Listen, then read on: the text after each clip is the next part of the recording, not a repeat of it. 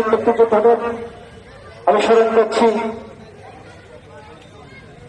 ৭১ সালের মুক্তিযুদ্ধের ঘোষক মেজর জেনারেল জিয়াউর রহমান স্মরণ করছি সেই সমস্ত নেতৃবৃন্দদের যারা ১৫ বছর ধরে বিনা কারণে এই জেলখানায় বেঁচে নিচ্ছেন। স্মরণ করছি সেই সমস্ত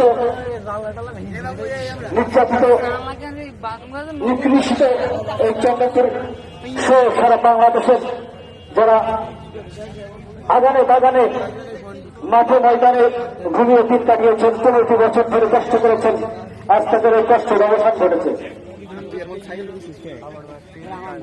আমি আমার সময় দিয়েছিল ১ মিনিট বড় হয়ে যাচ্ছে।